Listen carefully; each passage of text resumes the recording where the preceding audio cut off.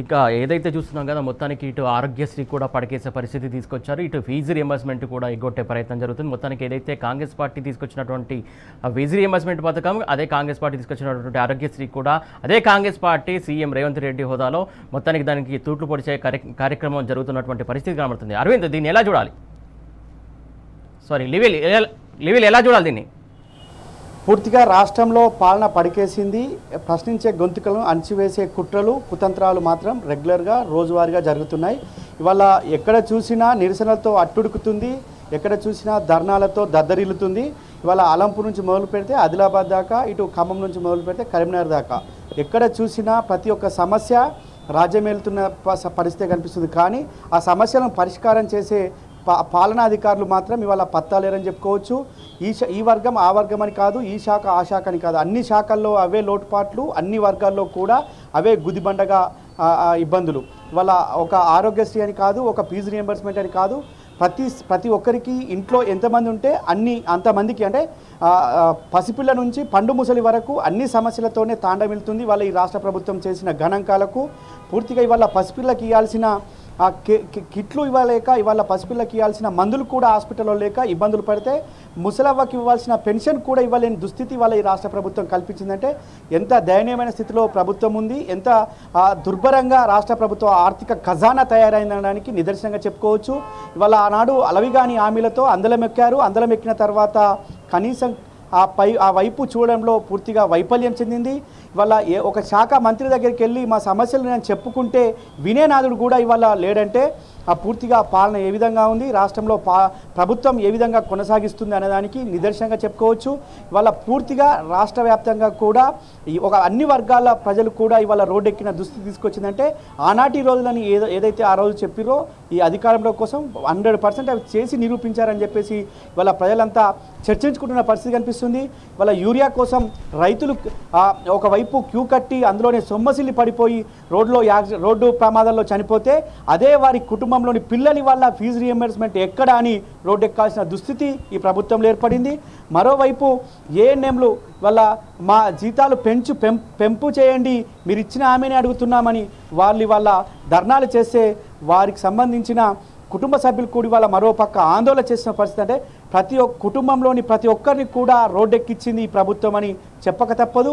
దానికి నిదర్శనమే ఇవాళ సాక్షాత్తు రాష్ట్ర వ్యాప్తంగా కనిపిస్తున్న దృశ్యాలే మనకు ఉదాహరించుకోవచ్చు.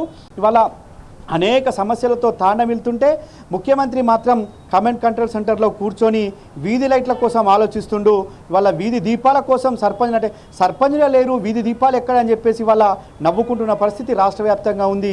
వాళ్ళ యూరియా కోసం రోజుల తరబడి క్యూ లైన్లో వేచి ఉండి సొమ్మసిల్లి పడిపోతుంటే యూరియా కోసం కనీసం రివ్యూ లేదు.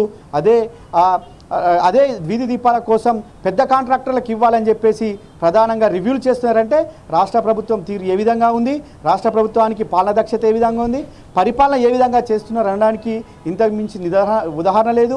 మరోవైపు త్రిబులార్కి సంబంధించి బాధితులంతా రోడ్డెక్కితే వారిని కనీసం పిలిపించుకున్న పాపన లేదు. కానీ హ్యామ్ రోడ్లు నిర్మిస్తామని మరోపక్క ప్రకటనలు ఇవ్వడం, కాంట్రాక్టర్లకు డిపిఆర్ తయారు చేసి ఇవ్వడంలో నిమగ్నమైంది. ఇవాళ ఎక్కడ చూసినా ఏ వర్గం చూసినా ఆందోళనతో అట్టుడుకుతుంటే ప్రభుత్వ పెద్దలు మాత్రం పడకేసి వస్తున్నారు పోతున్నారు ఢిల్లీ కన్నా లెవెల్లో ఇవాళ వారంతా కూడా చక్కర్లు కొడుతున్నారే తప్ప ప్రభుత్వంకి కనీసం మేమున్నాము, మీరు ధైర్యంగా ఉండండి, మేమున్నాము, మీకు ఇది చేస్తామని చెప్పిన నాదులు లేడు. ఎస్ఎల్బీసీలో చనిపోతే 8 మందిలో 2 మృతదేహాలు తీశారు.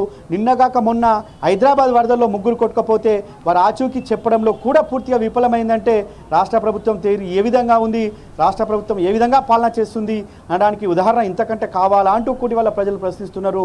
వాళ్ళ స్వయంగా మంత్రుల చుట్టూ ఉండే వారి అనుచర గణాంగమే చెప్తుంది కాంగ్రెస్ ప్రభుత్వం పూర్తిగా ఫెయిల్ అయిపోయింది, మేము ఇవాళ వీళ్ళతో తిరిగినందుకు మాకెక్కడ దెబ్బలు పడతాయన్న బాధగా ఉంది, మాకెక్కడ దెబ్బలు పడుతున్నా మేము ఎక్కడికి పోవట్లేదని చెప్తున్న పరిస్థితి ఉందంటే ఇవాళ రాష్ట్ర ప్రభుత్వం తీరు ఏ విధంగా ఉందో చెప్పచ్చు.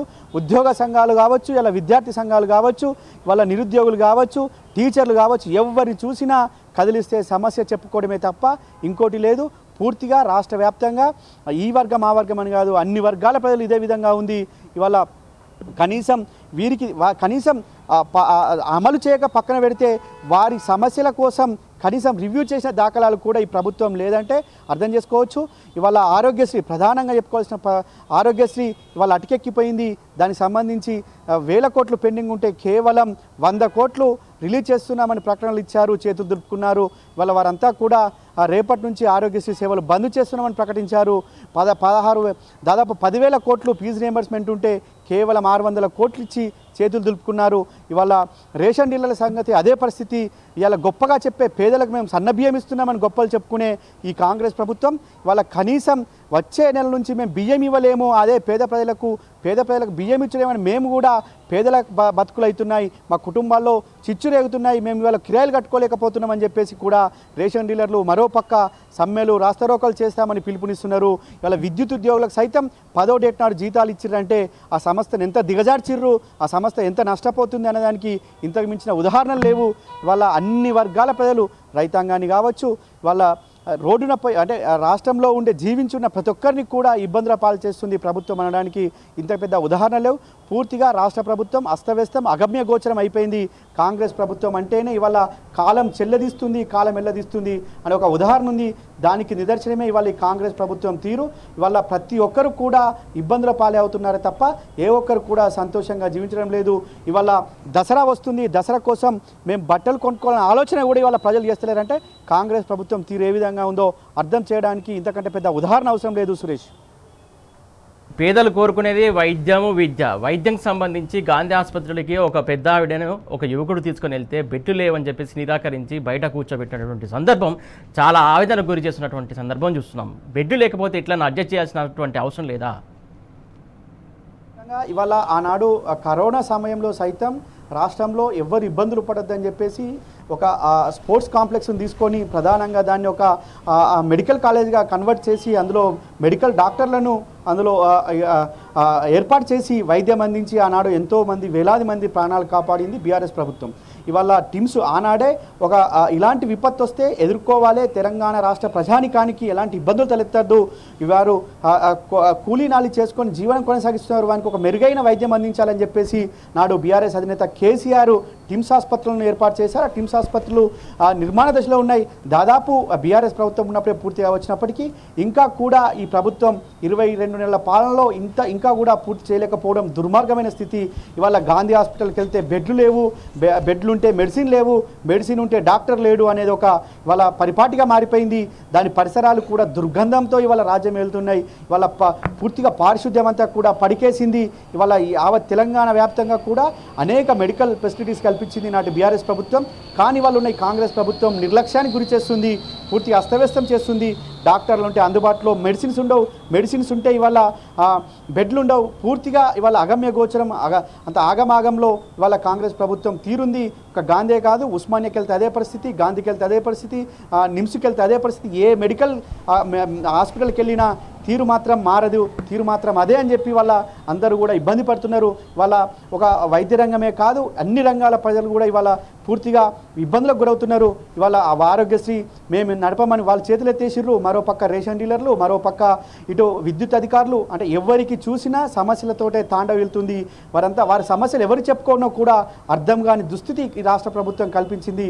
మంత్రి ఎవరో తెలియదు, ఆ మంత్రి కింద ఉన్న అధికారులు ఎవరో తెలియదు, ఎవరికి చెప్తే మాకు తెలియదు అని చెప్పే తీరు ఇవాళ కాంగ్రెస్ ప్రభుత్వం చేస్తున్న మోసాలకు పరకాష్ట రైతాంగానికి కావచ్చు, వాళ్ళ అన్ని వర్గాల ప్రజలకు పడుతున్న ఇబ్బందులకు ఒక ఉదాహరణగా చెప్పుకోవచ్చు సురేష్. లెవెల్ మొత్తం చూస్తున్నాం కదా, ఏదైతే రాష్ట్రానికి వచ్చినటువంటి ఆదాయం ఎటుపోతుంది, అసలు తెచ్చినటువంటి అప్పెట్టుపోతుంది, ఇన్ని సెక్టార్లకు సంబంధించినటువంటి పెండింగ్ బిల్లులు ఇంత పెద్ద ఎత్తున ఉన్నాయి, అసలు ఆదాయం అంతా ఏం చేస్తున్నట్టు? దాదాపు రాష్ట్ర ప్రభుత్వం ఏర్పడి 22 నెలలు అవుతుంది. 2,50,000 పైచిలకు అప్పు చేసింది రాష్ట్ర ప్రభుత్వం అని చెప్పేసి చెప్తున్నారు. మళ్ళీ కూడా దాదాపు మరో 35,000 పైచిలకు రుణానికి ఇప్పటికే బాండ్ల రూపంలో అర్జీ పెట్టుకుందని కూడా తెలుస్తుంది. అయితే ఈ డబ్బు అంతా ఎక్కడికి పోతుంది, ఈ డబ్బు ఎవరికి జేబులోకి వెళ్తుంది అనేది ఇప్పుడు ప్రశ్నార్థకం అయిపోయింది. ఇవాళ ఏ రంగం చూసినా వారికి ధర్నాలు రాస్తారోకలతో నిండిపోతుంది. వాళ్ళ ఉద్యోగులకు పిఆర్సీ ఇవ్వలేదు, డిఏలు ఇవ్వలేదు, పోలీసులకు కనీసం సరెండర్ లీవ్స్కు సంబంధించిన డబ్బులు కూడా చెల్లించడంలో పూర్తిగా వైఫల్యం చెందింది. వారు మిగతా డిపార్ట్మెంట్లో వారు చెప్పుకున్నట్టు పోలీస్ శాఖ చెప్పుకోవట్లేదు, అంతే తప్ప మిగతా వాళ్ళు కూడా లోపల ప్రభుత్వంపై ఒక తిరుగుబాటు జెండా ఎగరవేస్తున్నారు. వారు కూడా అనేక సందర్భాల్లో ఇంటర్నల్గా చెప్పుకునే పరిస్థితి చేస్తున్నారు. అయితే ఇప్పటి వరకు ఒక ప్రాజెక్టు కట్టలేదు, ఒక కొత్త పథకం పెట్టలేదు, ఉన్న పథకాలకే తూట్లు పడిశారు. ఆ ఉన్న పథకాలకే ఇవాళ నిధులు లేవంటే ప్రభుత్వంలో ఈ డబ్బంతా ఎక్కడికి పోతుంది అనేది పెద్ద సమస్యగా మారిపోయింది. ఇవాళ ఏదైతే రిటైర్డ్ అయిన ఉద్యోగులకు సంబంధించిన బెనిఫిట్స్ ఇవ్వడంలో కూడా ప్రభుత్వం జాప్యం చేయడంలో చాలామంది ఇప్పటికే ఆత్మహత్య చేసుకున్నారు, చాలామంది అప్పులు చేశారు, వివిధ రకాల్లో వారు పోరాటం చేస్తున్నారు. మరోపక్క కొత్త ఉద్యోగాలు కూడా కల్పించలేదు. అంటే ఈ డబ్బు ఎక్కడికి పోతుంది, అంటే ఎవరి జేబులోకి వెళ్తుంది అనేది ఇవాళ పెద్ద ప్రశ్నగానే మిగిలిపోతుంది. ప్రభుత్వం మాత్రం ఆ దిశగా చర్యలు చేపట్టట్లేదు.